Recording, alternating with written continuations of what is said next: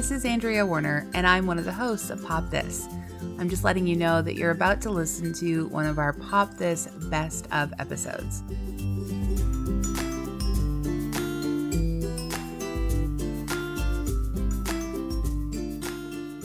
It's been a long pandemic. We could all use a bit of a summer break. So for a few weeks, we're programming some of our all-time favorite episodes from our back catalog. This week, it's a great episode from July 2017 featuring writer and editor Jackie Wong. She's talking about pregnancy, celebrities, and women's bodies. And Jackie is such an amazing, thoughtful, fascinating guest. This episode is also one of our most downloaded episodes ever. Since we taped this episode, Jackie has become a parent to Joseph, and she has done so many things. She's the Community Strategic Initiatives Associate with SFU's Community Engaged Research Initiative. She's done some work with Below the Radar podcast, working in community, Conversations in Quarantine from Maisonneuve magazine, and the WA Foundation's Race and Equity Project and Strategic Communications. So we hope that you enjoy this episode. We'll be back on September 15th with brand new episodes. Until then, take care. We hope you're having a great summer.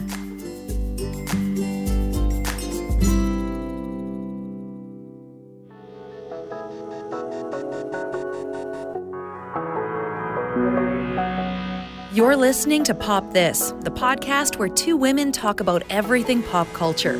Here are your hosts, Lisa Christiansen and Andrea Warner.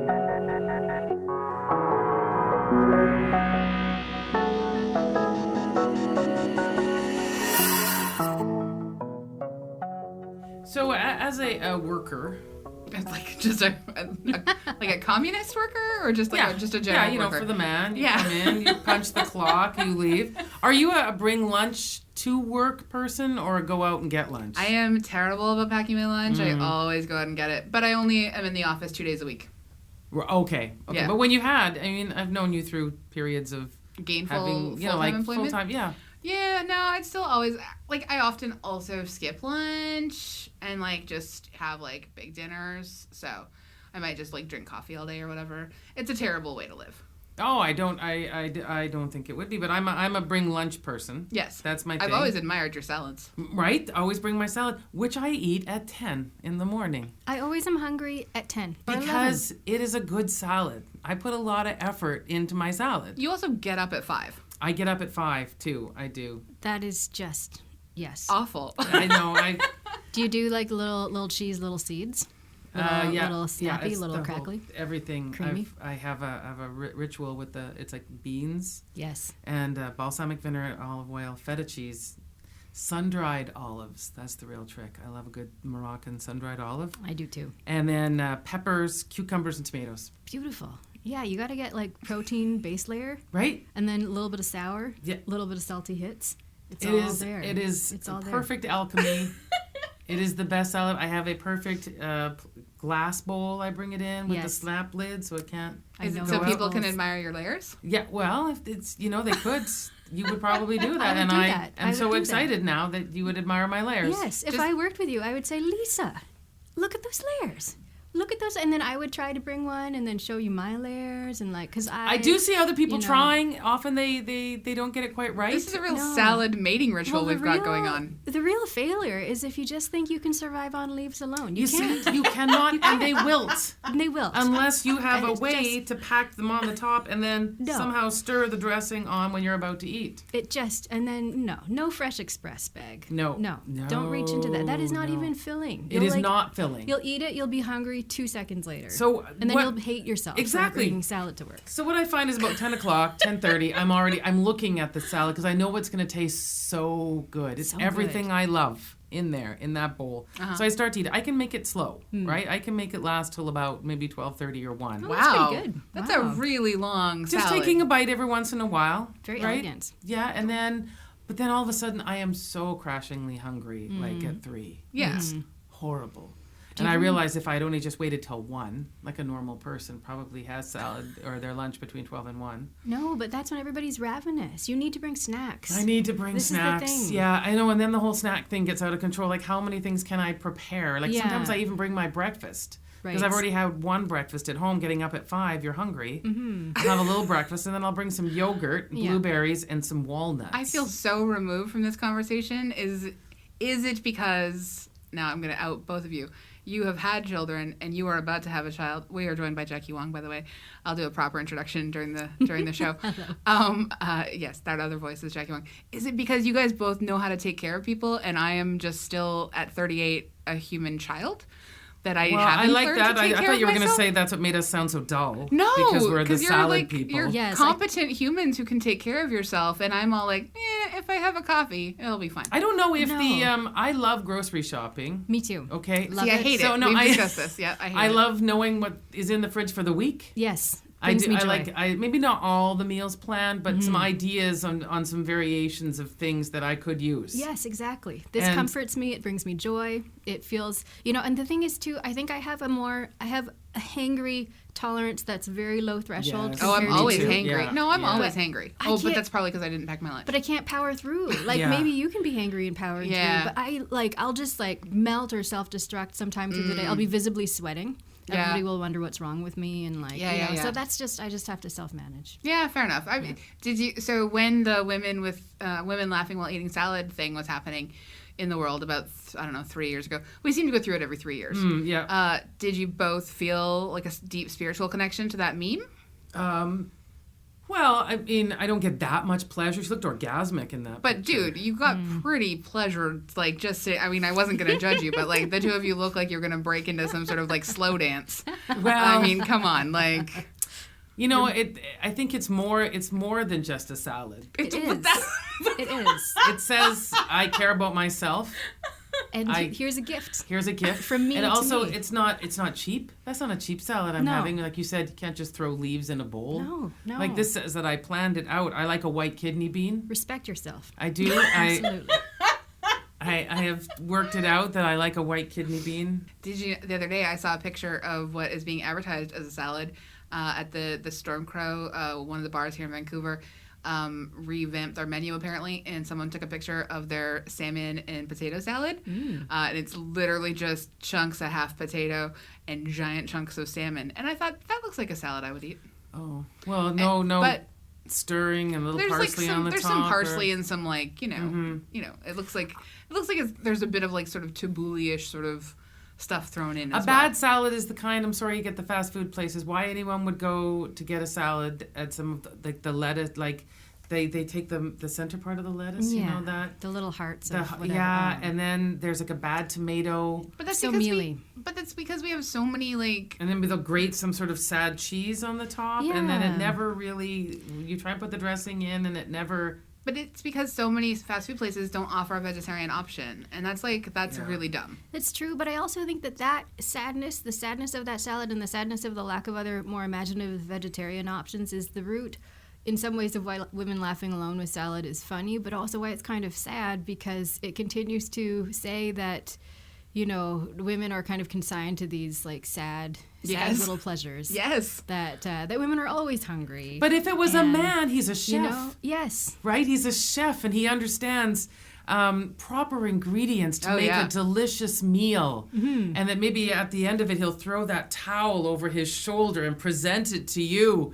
And it will be the most wonderful thing you've ever had. God forbid one of you put a flourish on your salad finish. Right? Exactly. Because then you're just a sad woman, not a chef. Yeah, you're just a sad, lonely woman. And sad, lonely woman. Jamie Oliver, who has been famous for his salad method when women everywhere make salads on their own damn time. Oh, trust me. I completely agree with you. This is where I could get worked up. But...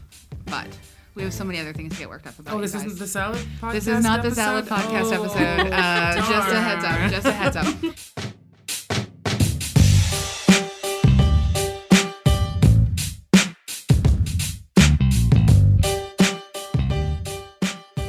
If anybody just is tuning in now, this has been Salad with Jackie, Lisa, and occasionally Andrea. Because I can't take Toss care of it myself. up. Oh, you guys could start your own salad podcast called Toss It Up. Toss it up. That'd Like be that? adorable. Or toss it up. Maybe, no, Toss It Up. Yeah. It's only 10 minutes. Only do mini podcast episodes. your daily salad recipe? I have an unbelievable number of salads bookmarked or saved on my Pinterest account. You? Amazing. You know, I have a new book called Mighty Salads. I would love to lend it to you. It's beautiful. It's very beautiful. All right, guys. Okay. All right. On to business. Business. You are listening to Pop This. I'm Andrea Warner. I'm Lisa Christiansen. And today we are joined by the lovely and wonderful Jackie Wong, who I would be delighted to say is a very long-term friend of mine, one of my favorite people in the world, and Lisa's new salad buddy. Yay! Pretty excited about all a lot. this. I don't know how about you, but No, I don't. This is an honor. It's a pleasure. We're adding this to your bio. I would like you to tack this up top. I'm gonna give like I've got a long bio for you, it's fair because you are quite accomplished young lady. But I'm going to shrink it a tiny bit. Salad in there. Jackie Wong is a journalist, a workshop facilitator in Vancouver. Her writing on race and urban health and social justice has been published in magazines across North America. It's totally true. She's not lying about any of that. She's currently at work on a journalism research project investigating the impacts of prescription heroin on the lives of people previously entrenched in addiction. That sounds like harrowing work. Harrowing work, friend. And you are also writing a long feature about the connections between the 1990s HIV/AIDS epidemic and today's opioid overdose crisis for Maisonneuve's Winter 2017 issue. Wow. Amazing. You also write about undocumented refugees, and that is going to be in Vancouver Magazine later this year. And you are 18 weeks pregnant with your first child due in December. Yay! Wow. That is, I feel really bad now just doing salad talk with you. That seems a little insulting, I have to say. Inadequate. I'm full of joy. You should not worry about that. I'm happy after the... And also, sorry, just to digress here, I feel bad because that toss the salad sometimes is another reference that we don't want to talk about on this podcast. I mean, you can. It's fine. We could. I just want... It's fine. I know what that is. I'm not knowing. No. Do you know what I'm saying? I think toss it up is totally still legit because it could also extend not only to salads, but one bowl recipes, including cakes. Okay. So we're fine. And honestly, it's your dream to, not just write about stuff that obviously is important, but a lot of tears. Every once in a while, I'm sure you'd pretty much love to write about something that's not full of tears. I just want to make some food. Just want to make some food. Just want to make a cake. That's all you want. Just want to hang out with you guys. Yeah. So I'm glad to be here. Well, Very I'm so happy to have you. You're here. We're going to talk about, as we mentioned, you are 18 weeks pregnant. 18? 16? 18. 18, yes. 18, thank you. Your first child is due in December. Lisa, you have children. Mm-hmm. I, for the record, have none. And for the record, have none. So this episode... So anything I say, please know it is uninformed. Please know it is deeply uninformed. I have been around children. I have touched them, as a aunt, not as a weirdo. But I'm not a parent. But this episode, we're going to talk about pregnancy, pop culture, and women's bodies. And so we're so excited to have you on the show. Thank you, Jackie. Thank you. I'm so glad to be here. How do you feel about ruining your body with pregnancy?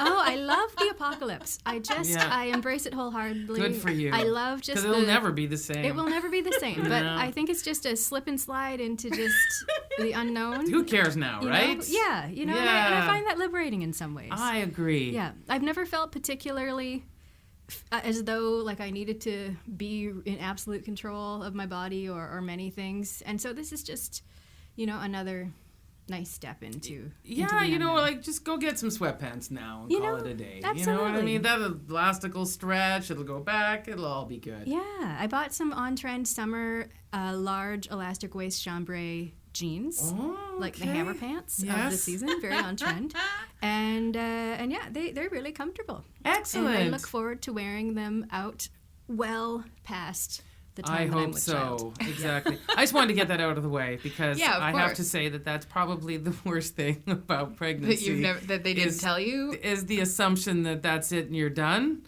or that, oh my goodness, will this ever go back? Yes. I mean, your eyes, did you see your eyes? Oh, yeah. You're like, oh, yeah. Yeah. No, I was just thinking, I was just having a little thought where my friend the other week was saying, 2 years out, you can't jump on a trampoline without peeing yourself. You have to always be kind of kegeled in. My grandma's bladder fell through her vagina about 10 years ago. It happens, right? And so we really need to not make because more of room. pregnancy. Yeah, it was because of the complications from pregnancy. Well, that's not back nice in the to day. No, but I mean, when you get older, though, it's gonna. It might happen. It might happen. They tuck it back in. There's a lot of prolapsing that goes on. Yeah. There's a lot of, and I think that this is just another good case for just making cities and spaces just more full of bathrooms for everybody. Oh, more full of accessibility. For yes, everybody. Totally. And, absolutely. It's just a larger discussion about that. It is. And I'm glad we're discussing this because I think what's, in a weird way, it's a good time for all of the conversation about pregnancy. Mommy bloggers we have discussed before. Mm-hmm. I think that started out well. I don't know. I think the intention started out pretty well. I do, and I think because of the sharing of stories amongst other mothers, fantastic. How do you get this information? Otherwise, there's a thought maybe that people keep secrets. They don't tell you the real truth or anything. So it's great. Mm-hmm. And then you see more celebrities working their pregnancy into new worlds and stuff. Business ventures. But at the same time, it seems like a crushingly difficult time as well of the expectation level of what now. Have you started your mommy blog yet? Have you started a new line of baby food? Because TikTok. Time is of the essence. I have 5 months left of working life as I know it, and I don't know why I'm not perfecting a mashed jam recipe that I could sell and monetize as Jessica Alba has. Yes. and as I was actually just hate reading that website just now. Oh yeah, it's Honest brutal. Baby Products. I'm very upset. It's very upsetting, actually. It is. I think the premise of it, and I think that this is like the burden of expectation, kind of in one sort of monument to the excess and also the incredible pressure and anxiety that I think is around being pregnant and being a new parent for a lot of people. Is brands like Honest Beauty Products, which is all about safer products or totally organic products for babies and new parents, and really I think makes money on the idea that everybody's going to be totally scared and afraid of the very toxic world that exists out there, and I think it unfortunately capitalizes on people's fears more than anything else. And all kinds of. I remember having a really good birthing instructor who just said, if you need intervention, don't worry. Every labor is natural. Exactly. Every one of them is natural. No matter what. No matter what is necessary. You are not, a weakling because you needed some pain medication or because this had to turn into a C-section or something like that. You are not a failure. Exactly. And I don't know, that cannot be emphasized often enough, because despite all of that, people still think about C-sections or pain meds or anything that's outside of a birth plan as a failure or as like a dashed hope and a dream. And I mean, I even think, parenthood, that's why the reason why that exists is because parenthood is thought of as this like holy grail, this mecca that you enter into and you have to do it perfectly. And that's so deeply saddening to me. Oh, it is. It is very saddening. And then we have, it's nice celebrities like to show their body. And we've seen some really nice moments where newscasters have worn comfortable clothing only to be shamed by viewers who say, why are you wearing a whorish dress while you're pregnant? We don't need to see. Do you know how many you've seen all of these? We don't need to see is just the most horrific feedback that anyone could give a pregnant woman. Oh, I mean, almost every person who's ever been on television has experienced some kind of hate mail about wearing clothes to fill in the blank. I don't know. It's a very peculiar time to be pregnant, I have to say to you. Well, in general, women's bodies don't really belong to themselves for the most part. Or at least we're not sort of told that they belong to us. They belong to everybody else, and all of the open social commentary, people on the street approaching you. Have you had just randoms on the street come up to you and attempt to tell you how to live your life so far? I look forward to it. I'm not yet. I think I'm at the point where a lot of people might look at you and be like, not sure, or like on the cusp. Oh yeah, because you're not showing you know, like too much yet. Yeah, just a touch. So just a touch pregnant. Just a dabble do ya. And so for that reason, you know, I think that some people might look at me and have some thoughts, but I look forward to, and we were talking about this phrase that the Daily Mail apparently uses all the time, when I am heavily pregnant. That is when the comments will fly, and I love unsolicited advice. I think it's fascinating. I think it's like I always just take it with a massive grain of salt, but I think it's amazing what people feel compelled to say to you, particularly. You know, speaking, Anne, about what you were saying about women's bodies and the way that people feel compelled to police them. Yeah. When you're pregnant, this is doubly so, because not only is it your body, this woman's body, but you're also incubating a new life. Yeah, exactly. Yeah. So, So put down your cigarette, Jackie. Come on. I go to the liquor store all the time still, and this will become increasingly problematic as I move ahead in my pregnancy. Because sometimes I'm just buying wine for other people. I know, and the looks, and right? The looks. You will get. I know. I know. It is. I mean, I think you have to. You go through these experiences to see how often that is. With you don't put on too much weight. But did you put on too little weight? Yeah, did you? Yeah. Oh my God! So Sylvester Stallone apparently had a rule for his baby mamas that you could gain 18 pounds, allegedly, during a pregnancy, because, you know, up to about 9 pounds was the baby's weight, and you were permitted to gain basically the baby's weight. And that I was like, who is having sex with these men? I don't. Who? I don't know. So but then there was awful. the controversy a couple of years ago about the woman who had the baby. She was an Instagram fitness person, and then 2 weeks later, something like that, she showed her flat stomach again, and and then it was the whole. Doesn't she have a right to show that? Well, she made other people feel bad, and oh my God. It was. So I mean, you should have been pregnant, you weren't pregnant, you put on too much weight, but now that you can't get pregnant, we don't need you anymore. So could you just go sit in Crone Village? Totally. You know, over there and look, Dusty Utes, get out of here. We don't need you over here. But you've already had 3 children. That's too many, because the planet is going to die because you had that extra kid, but you only had 1 kid. It's not going to happen. I mean, exactly. You can't win. There's no. It's always too much. It's never enough. Yeah. Such is the constant Gordian knot of, I think, being a woman, but also motherhood, and also being just a visibly about to have a child person, a visibly pregnant person. My favorite visible pregnant person right now, outside of you, and my friend Flo. Hey, Flo. Because you guys are both due within about a month of each other. Hi, Flo. Hi, Flo. My favorite visibly pregnant person right now is Serena Williams. I just got the Vanity Fair delivered to me yesterday. Oh, yes. So, again, not a woman I know, but I really like her as both an athlete and a sort of, I think of her as like a feminist icon, because I just think she's incredibly cool and interesting and determined, and anyway. But she has recently had a lot of heat for posing naked for Annie Leibovitz as part of she's pregnant in the pictures, and it's also part of a profile about her and her relationship with her fiance, who is a dude who co-founded Reddit. Not going to make judgments about her fiance. I have thoughts about Reddit, whatever. I'm sure ultimately... He's very wealthy and handsome. He is very wealthy and handsome. I don't know why you're judging. I don't know why. It all went well. Outside check, of right? Outside of the hate, partly, that I feel for some aspects of Reddit.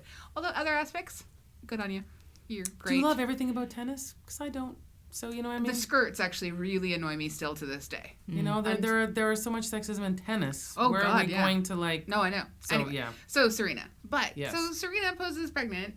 Apparently, number 1 billion in a long line of famous women posing pregnant with babies that allegedly started with Demi Moore, but I don't know She about took that. a lot of heat for that, though. Oh, she took a lot of heat. Oh, my for sure. gosh. Showing but off her pregnant belly. Yes. They've continued to Yes. take a lot of heat. Like, I mean, this is very different. Before we started rolling, as if we're filming this as well. This is going to become a TV show. It's just us in the library. And you'll be able to watch it all the time. You were talking about Joan Rivers not being able to be visibly pregnant on the Ed Sullivan Show? Yeah. She had to, like, go out in her tent dress or whatever. I mean, Demi Moore posed naked in, like, the 90s on the cover of Vanity Fair. kicking off like a sort of new long trend of naked pregnant women. Also, again, like just all of the judgment about daring to be naked while pregnant. Like, are you not allowed to be naked? Because I would Here's why we like you women when you're not pregnant.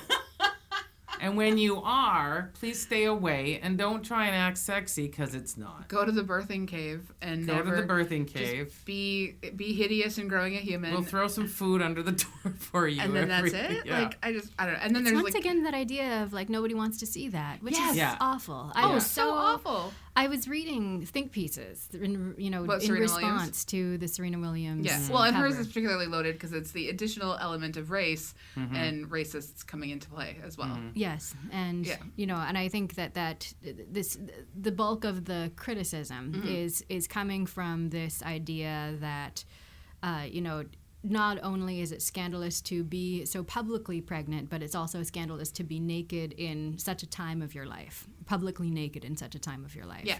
And I think that nobody has come out and said it because nobody's that much of an idiot, but I would say that, or I would hazard to guess that the reason why a lot of this is offensive to people is because of the color of her skin. Yeah. And because we are yet unaccustomed to seeing visible racialized bodies writ large. Yes.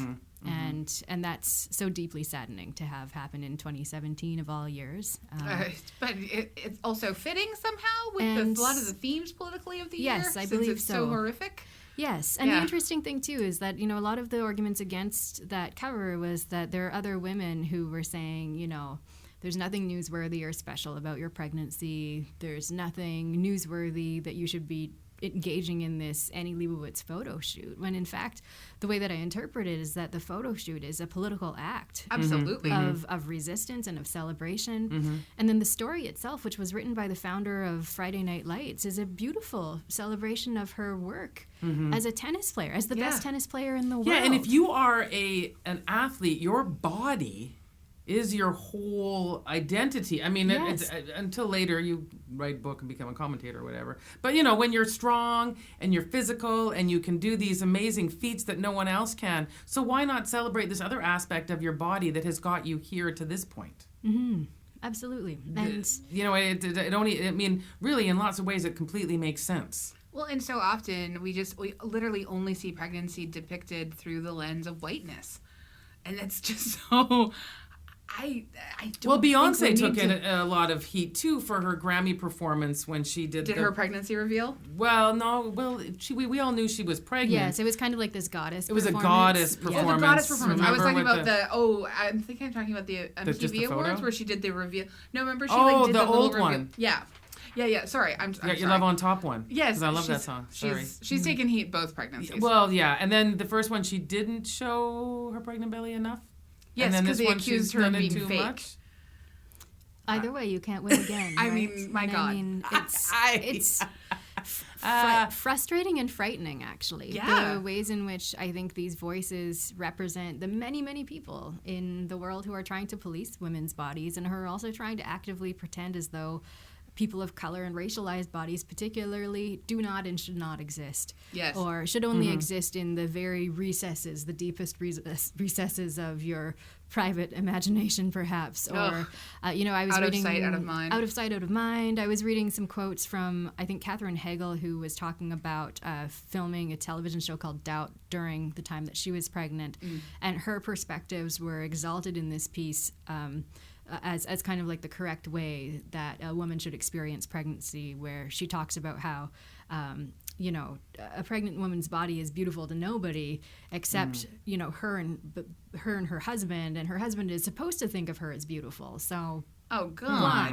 Oh, God. And I just think that that's awful. There's so many layers of terribleness around that. Primarily that a person's husband is just contractually obligated to be... attracted to you at all times. Yes. And secondly, that, promulgating this idea harmfully that there are just some things that need to be kept between us. Yeah. And, I think that this is just, she doesn't understand the ways in which bodies are also politicized and political. And we're dealing with the Handmaid's Tale. Yes, where exactly. women have to wear because they can't look attractive. I mean, that's the point, right? We're going to put a baby in you eventually. And so we can't think of you as a woman. You're just an oven. I will just put this thing, and then you will just continue to look shapeless and, almost genderless, really. I mean, except for that we know what the look is, right? But there's nothing sort of that can identify you at all. Whipple and a cape. Yeah. So I mean, just also that would be on point if you're looking at something different to wear later on in the pregnancy. Yes, I could wear. Well, I've already got a little cone hat. Halloween, it would be so hat. Cute in Halloween if you did a Handmaid's Tale thing. Yeah, could do that. I was thinking about going as Jupiter. I was thinking about going as a planet where I'm like just round. Amazing. But yeah, no, I think it's so interesting. I think that there's also an interesting piece around like the clothing there, where there was somebody who was saying back in '91 when Demi Moore was that watershed cover of Vanity Fair, also shot by Annie Leibovitz. That was kind of the decade where maternity fashion started to change. It started to get to such a spot where women's bodies were not completely hidden behind a giant trench coat all the time. You could wear some clothes that just kind of fit you. Yeah. And so now, interestingly, paradoxically, despite the Serena Williams backlash and the Beyonce blowback and everything, we're also in a spot where there are more clothing items or fashion items that I suppose pregnant women can wear, and it's not necessarily hiding their bodies. So I suppose maybe do I look at that as like a tiny victory, piece of progress to clutch sure, onto? Let's grab something. Clutch tenderly. You gotta grab something. Let's just grab that twig before we fall right down the cliff. Just hang on. Well, we also come up against like this notion that pregnant equals fat equals bad, and anybody that is over, like, does not have the correct thigh gap is just the wrong body. Yes. I mean, it's so crazy to me that and then later on, you're going to find another thing to be ashamed of, which are your breasts, which the only reason you have them at all was to, like, to feed a baby. Yeah. That's why men don't have them. Yeah. In case anyone was wondering. Yeah. And so then if anyone sees them, oh, that's a scene too. And you're like, were you aware that I was going to feed the baby? You're the one at the problem. Yeah. If you can't look at my boob, that I'm feeding a baby. But that's next. So. Yeah, absolutely. Yeah. And again, I think that conflation between fatness and pregnancy is so highly, horribly problematic. I'm so sad that people like Sly Stallone get away with telling their wives to only gain 18 pounds, which, by the way, is below the recommended 25 or so that you are supposed to gain. Yeah. And I think that actually when we think about this idea of fatness and pregnancy as these intertwined bad ways to be, it's not only bad for women, but it's bad for everybody. Oh, it's horrible. It's terrible for everybody in that it doesn't allow anybody any latitude to embrace and understand the fact that our bodies are changing all the time, whether we're pregnant or not. And everyone's bodies are different. We're changing. We're different. Everybody's bodies are different. Everybody's weight is always oscillating across a 10-pound scale, I would say, at all times of a day, of any given day. Yeah. And I hate to death hearing women say, I never shook the baby weight. Yeah. You're not allowed to hit people, but I want to. I know. I want to tell them I don't care. Nobody does. As you say, your body is changing all the time. And yet, weirdly, everybody does, because that's what we hear all the time, which is so frustrating. All the time, yeah. So frustrating. And it's so sad that happens within intimate partnerships, too. Mm-hmm. Yes. That is never a place that I would ever go with my partner. Like, we would never police each other about our bodies. No. And so my experience of pregnancy so far, even though I'm yet to be heavily pregnant, as they say, I'm just going to use it in that tone of voice all the time. Please, because I want you to. Awful. This is the only way you're ever going to hear heavily pregnant. You're going to go home now, and you're going to look at the Daily Mail. Yes. At that side column where they show all of the heavily pregnant women. And even though I'm not there yet, like that would be the saddest and I think the most resentment building and hateful thing to do to each other in a relationship. Because if Paul was allowed to say that to me, that would then give me permission to say all kinds of things to him in any season of life. Yeah. And how hurtful. Mm-hmm. Oh, just nonstop attacks. Well, I feel like there are a lot of marriages where, like, nonstop verbal attacks are literally the foundation of their existence. Those marriages don't last anyways, hopefully. It makes me really sad and It makes me angry. really sad too. And angry, yeah. Sad for just everybody around them as well. Oh God, it's awful when I see it happening, like in front. I'm just like, please leave each other. Please. Could like, we is there just a nice way to just be like, hey guys, you know what? It's been real cool, but maybe just divorce train. No big deal. Wow, unsolicited advice. I know. Come on. Wow. Wow. I know. I mean, at least I didn't tell anyone to lose weight. We should all have like I would like to have like a book of tickets. Yes. You know how like you see the meter people and they just flip it over and then they write the stuff in and then just hand it out. Yes. You know, just for all the faux pas we see. You know, like this outfit, I'm not feeling this. I feel you'd have to see it exhibited to you at least 5 to 10 times before you're allowed to offer the unsolicited advice of just get a divorce. Like, I would need more examples. I wouldn't. Maybe you could like find out about like a good divorce lawyer, get some cards. Right? Just There you go. Beautiful. all the don't time. look at it now. All the time. But when you get home. When you're by yourself. Just have yourself a think. I love how in Ballard in Seattle, there's a beautiful romantic restaurant that's right across the street from Seattle divorce lawyers. And they have a neon sign of a broken heart flashing on and off all night long. It's very beautiful. I really like it. That's great. That's really great. Sorry, I have a question. Yes. Has there... Now, Jackie, you are not necessarily someone who spends as much time reading gossip as Lisa and I do. Ooh. We spend a lot of time in the gossip and For pop research culture world. and development. Yeah, it's we all, make a pop culture it's all, podcast. It is R&D. All it You is should build that. for You should- everyone out there. R&D all the time. R&D all the time. Now, It's for all our benefit. One of the things that I have noticed often is that people are so excited when a previously sort of bad girl settles down and has a family. It's always the narrative, settles down and has a family. Oh, yeah. When Angelina Jolie adopted, her first 2 kids. Maddox and, can't remember the other kid's name. Anyway, first 2 kids. People Zahara? I don't know if Zahara was next or not. But anyway, she's got 6. Just pick 3, and then the other 3 I think were biological.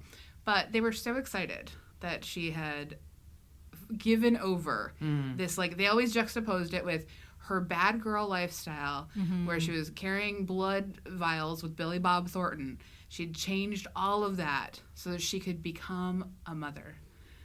A mother is very much the narrative desire, it seems, for many, many people. Many people. And those of us, I mean, even if you're not a big gossip column follower, you've seen the shame Jennifer Aniston has had to live her entire life in. Absolutely. On cover story after cover story of 51 finally still pregnant.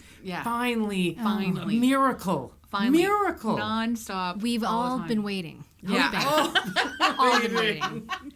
Hoping tenderly. No, it's to the point where she has to put out statements every once in a while, just to say, I'm not pregnant. I had a big lunch. I'm good with my life. I'm really very happy with it. Yes, I'm happy and funnier than many of you have seen me ever be. Yes, Yeah. You know. Yes. Yeah. So what is your take on this sort of like urge to see people become pregnant? Yes, it's as a validation of one's lifestyle. Well, for one thing, I think it's awful. I think that it extends to this strange turn towards wholesomeness that I think that many people are just hoping it's just around the corner. If only they are Miley Cyrus currently with her new album, or if only if only everybody's life could end like it did in the season finale of Girls, where Lena Dunham's character has a baby, ambivalently, but a baby nonetheless. Oh, and thank God. The redemption for her character is that she's birthed a child. Yes, finally, after so many years of controversy and think piece after think piece. Yeah. That idea, I think, it's awful in that for many reasons. One of which is that there is this notion that the ultimate sort of trajectory for any woman is to jam out with their clam out, kick out all the scandal, get crazy, get wild, do some career stuff, get down to business, do some interesting business stuff perhaps, and then finally breath of fresh air, and come to her senses. Yeah. In Serena Williams' case, I think that much of the scandal is that she's not yet married and she's 35 years old. She's not married. And Can you get pregnant when you're not married? Well, I don't even know. Oh, my. I don't even know. Oh. And I think that crucially, the most important part of that article actually to me was the fact that the author also focused on the fact that she was completely panicked when she found out that she was pregnant. When she took those pregnancy tests, she talks about her heart dropping and saying like, oh my God, I can't do this. I have to do the Australian Open. I have so many things to do.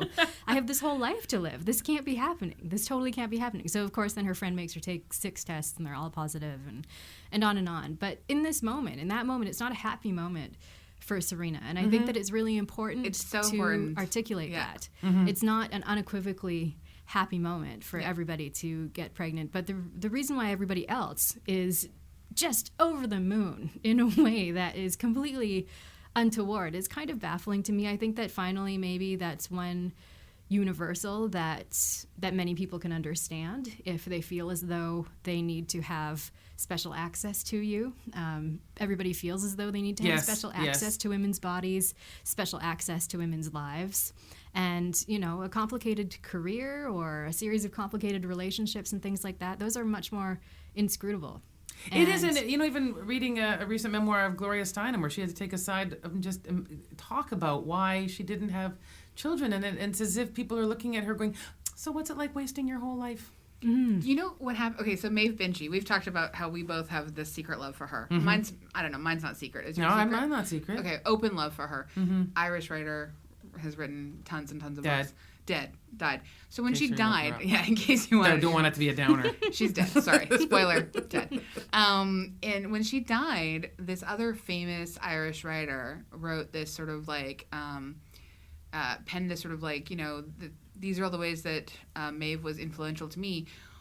And she specified that the only serious flaw in Maeve Binchy's writing was that she had never had children, and it came through in the lack of empathy, the kind of empathy that you get as a mother was missing in Maeve's writing, which I would honestly say. I've met a lot of mothers without empathy, let me tell you. I have met a lot of people whose lack of empathy among their parents just absolutely messed them up for life. Yes. Yep. Absolutely. I believe that's a psychological trope, isn't it? I'm pretty sure that we've, many different things have been, Anyway, I could not believe this when I wrote, it was shocking and awful. Wow. As this is how she has. Because Mother Teresa didn't have any empathy. Did you notice that?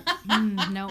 Cold. I mean, just so cold But like fish. this woman's dead for a couple days, and already her legacy is, well, you know, she wrote a ton of books, but she didn't have children. Yeah. What a failure. Yeah. One of the greatest thinkers of our time, but failure. Couldn't.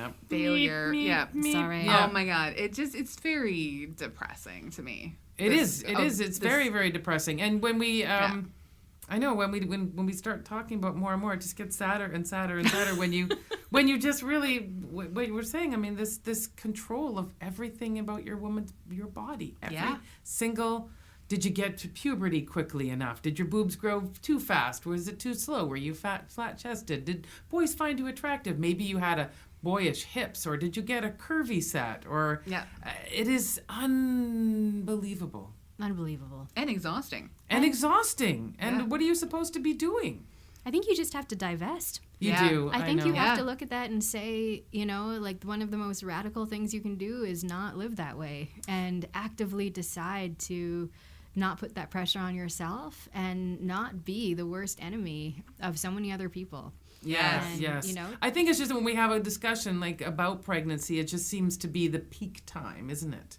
Like it is, your body is strangely yours, but not at the same time. And so, as you were saying earlier, that it belongs to everybody. Here comes all the advice. So you're in a strange, you're almost like a limbo. It's a fascinating time. I think it's really interesting. I feel like I've been really fortunate to sort of not have experienced firsthand the pressure, I guess, that people might put on each other. I guess like I don't, my friends are not all at the same time having kids, or they're not all at the same time in the same kinds of relationships and things like that. And so I guess, I've been largely insulated from a lot of the competition perhaps, or the pressure. But it has been a really fascinating thing. I think that especially sharing news that I'm pregnant with people, I've been really curious about how that has played out across gender. Women that I tell, they're mostly, maybe excited, but also a bit ambivalent, right? They understand the ambivalence of the experience, and they're mostly asking, like, how are you feeling? Yeah, are you okay? Are you okay? Like, that's a lot that you're going through in your body. Like, what are you feeling right now? Like, can I help you not feel horrible if you're not feeling horrible? Yeah.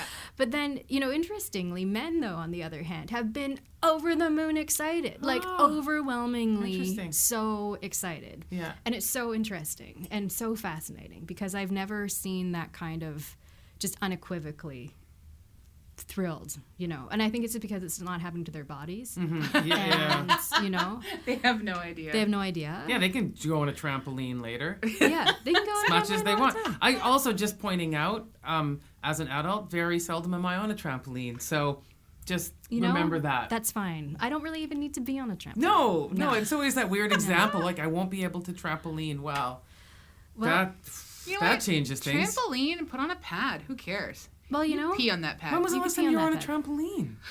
Oh, not that recently. I can't even. But I do have, Carlos was on a trampoline 3 years ago. They set up a giant trampoline in my mom's backyard for my niece at one point. Oh, and so he got on the trampoline, and I have this great photo of him flying through the air with these, all her friends, and he looks like this monster that's gonna, just eat them all up. It's adorable. Anyway. Well, when I was on, when I did go back on it again from not being a child, it's not as fun. Of course. No. You feel nauseous. You're kind of gross. Yeah. You just can't kill 2 hours that way anymore. No, you're all jostled. It feels like things are not settling. Yep. Because they don't go back to where they are supposed to be. No. I found that actually riding roller coasters at Disneyland. I was like, can I resort stuff doesn't move back. Yeah. It takes longer to drop back into place. Yes. All right. So we're sort of wrapping up our episode. What has been the most interesting thing about your pregnancy so far? I think to me it's been a really wonderful experience of understanding the unknown in a really profound way and allowing the unexpected to change me. Okay, that's too esoteric. I don't understand. Tell me more. Okay. I need a concrete example. Well, I feel like, none of what I had read about pregnancy before... that's all really, lies. No, it's not all lies. But it's so different for everybody. Yeah. And so it's such an individual experience. And so for me, it's just been really interesting to experience it as an individual in an internet age where everybody else is saying so many things about it and just being able to kind of look at your own experiences against everybody's, and it's all so different. Well, that's the interesting thing. But the kind of research that you're doing and the stories that you're writing right now, they're pretty heavy things. As you're having hormone surges, which I've been led to believe are intense with pregnancy. I don't know. How have you balanced all of that? Well, I feel like it's been really great. I feel like I've been able just to feel the feels. I don't find that I'm inordinately unable to cope with the stuff of life. Oh, no, not about not coping, but just because now it sounds like, oh, you're pregnant, how can you do your job? Which is not what I mean. But the intensity of your work, I think it would blindside anybody. I mean, I don't even understand how sometimes you cope with the intensity of your work. Well, I don't know about that. I think that more of the intensity actually lies among frontline workers and the people who are experiencing this themselves. Yeah. Whereas I feel incredibly safe and okay in where I am and doing my work. I'm not in physical harm's way. I'm not really in emotional harm's way. But I think that perhaps thinking about creating new life itself and also being in the company of people who are also trying very hard to articulate a new life for themselves. Yeah. That's been a really profound thing. And it's been really interesting to share in that experience with them. And a lot of people have really liked being able to talk about pregnancy with me. And, there's this kind of interesting place of hopefulness where this can be too, you know? Yeah. And that's kind of a neat thing. It sounds really cheesy, but I think it's a really special thing. No, I think it sounds wonderful. Oddly enough, I'd have to say that my favorite pop culture pregnancy would be Frances McDormand in Fargo.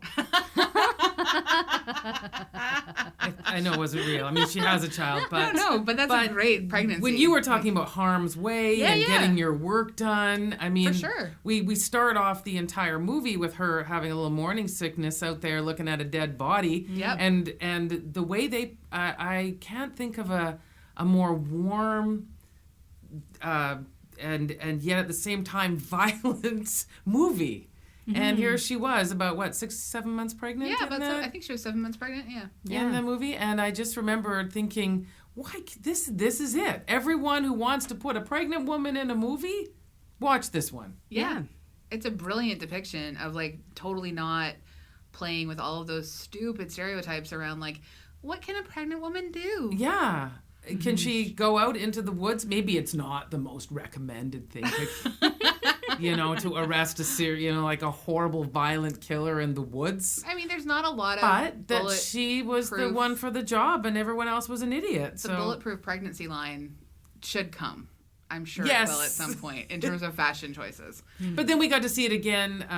We got to in the more recent Fargos and things too, right? Yeah. So that was nice. But anyway, I just really enjoyed that particular. So be Frances McDormand, and I think you'll be fine. Thank you. I will. Yeah. I will. She can be your spirit animal there. Yeah. My spirit animal is Frances McDormand Is that in wrong? Fargo.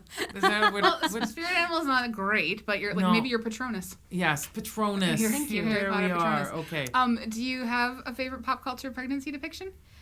I really love I love the fakeness and the total silliness of Polly in Riverdale. Okay.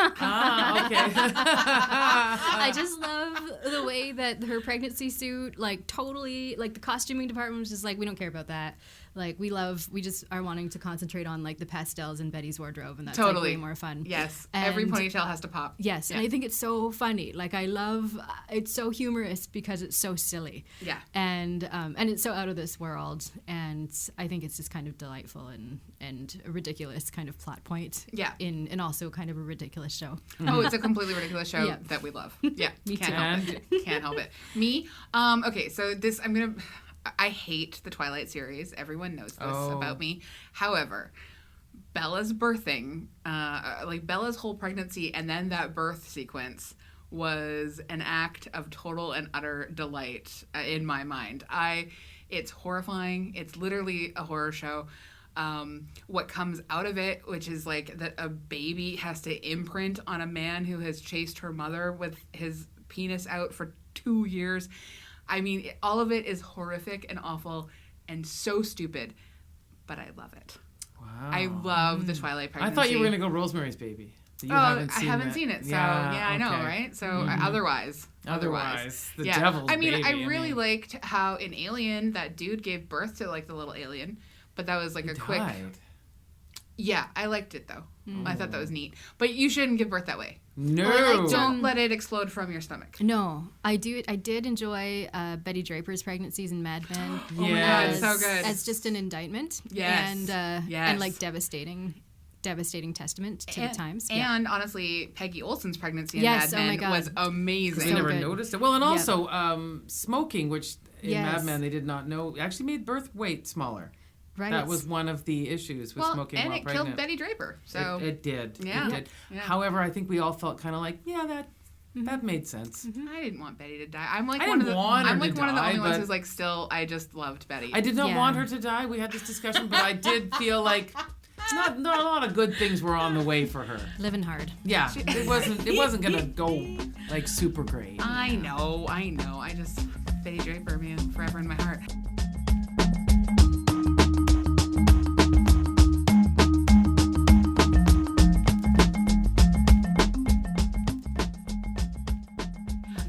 All right, so we love to end our episode on things that we recommend. I can go first if you guys would like. My recommendation, this might sound weird, however, I'm just gonna go with it. I thought that I had a picture ready, but apparently my picture's gone. I don't know why. Anyway, it is... No, here it is. It is the episode 70 of Criminal. It's a podcast that I love. This is not... Speaking of birth and women's bodies, this is a different version of being pregnant and women's bodies, not birth related. Episode 70 is called The Procedure, and it is about the clergy that banded together to get women safe access to abortions in the 60s and early 70s before Roe v. Wade. Wow. It's amazing. It's a really wonderful episode of a podcast. It's only 23 minutes long, and there was like an actual like concerted effort amongst religious people who felt it was their responsibility to keep women alive because hundreds of thousands of women were dying from botched abortions. Wow. And so they took it upon themselves to protect the life that was there. And it's a really powerful, amazing episode. Yeah. So episode 70 of Criminal. Wow. Mine's not like that. You can still talk about it. I can. On Netflix, a new comedy special was added.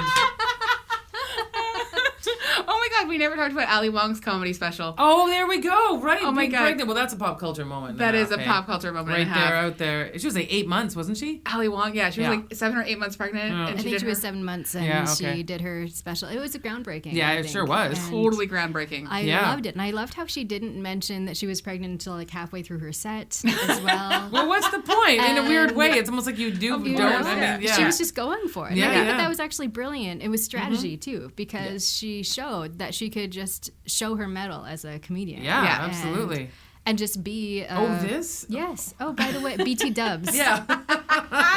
Also pregnant. Yeah. Okay, sorry. I forgot that we wanted to talk about that. We didn't. We've now acknowledged it. Now your comedy special. Yeah, comedy. It's, I guess he's a Southern comedian named Nate Bargatze, who made my... do you know him? Mm-hmm. Makes my stomach hurt. You? Yes. Yeah, he Very he has a new comedy special on Netflix. It's really short. I think it's about 4 or 5 new kind of up and coming kind of comedians. I don't know how long you're up and coming for. I feel like I saw him on Jimmy Fallon several years ago, but I don't know the comedy world. Maybe you're up and coming for 20 years. Until you have your first stand-up special. Maybe till So anyways, very, very funny. Highly recommended. Nate Bargatze. Yeah. Isn't that a fun name, too? Always looking for a new comedy. There That's you go. awesome. Nate Bargatze. Nate Bargatze. Yeah. Fantastic. Well, my recommendation is a new book that just came out 2 days ago by Rachel Kong. She is the former executive editor of Lucky Peach magazine in San Francisco, and That's the cooking or the restaurant yes, one? Yeah. the beautiful R.I.P. Lucky food Peach. journal. It's going out of print, so sad this fall. But Rachel persists, and she's an amazing writer and a hilarious person. And her first novel is called Goodbye Vitamin, and it's about a 30-year-old woman who comes home to her parents' house after becoming recently disengaged and finds her father in ill health. And it's a story about memory and loss and family, and I think it's going to be really beautiful. I can't wait to read it. Oh, wow. I want to read it too now. We touched Good a job. lot of stuff there. A lot of stuff. And obviously, in case anyone was guessing, yeah, you should totally go watch the Ali Wong's comedy special on Netflix. It's great. I presume that. Yeah. Essential. Yes, Yeah. absolutely. So thank you so much, Jackie. I really appreciate it. Oh, so you glad to coming be on here. the show. Thanks you. for having It was me. a great pleasure to have you. Yes. And good luck with the, getting fat and can't wait. or whatever it is. Yeah. We're not supposed getting heavily pregnant. Can't wait to tell you about it. Just grossing people out on the streets Yeah. with your sexual being. Well, I can't wait to just rest salamis upon my belly. Just sit places, let your legs Let spread some open. charcuterie just be a plate. Just My belly can drool just- down yeah. your shirt. And then, just have food. Just on it. food. Yeah. Your And eat ashtrays food off. also can sit Ashtray, yeah. quite easily on the top. Yep. I'm really excited. I can't wait till you're profiled in Heavily Pregnant. So thank you so much for everyone who's listening and hanging out with us. You could hang out with us on Twitter, on Facebook, on Instagram. Jackie, would you like to say your Twitter handle if anyone would like to come find you? If you would like, it is _ Jackie Wong. Yes, it is. And if you'd like to, find us anywhere online. We're everywhere, yes. And we produce this podcast in the beautiful Vancouver Public Library. You were complimenting us on our space here. It is beautiful. Our space. Occasional digs here, yes. Well, And Andrea Gin is our producer, and we thank you all so much. Yeah, we really put her through the ringer. So we sure thank did. You. This is Thank going to be you so some much. heavy editing. Heavily edited podcast. Heavily pregnant and heavily edited. Can't wait. Thank you. Bye.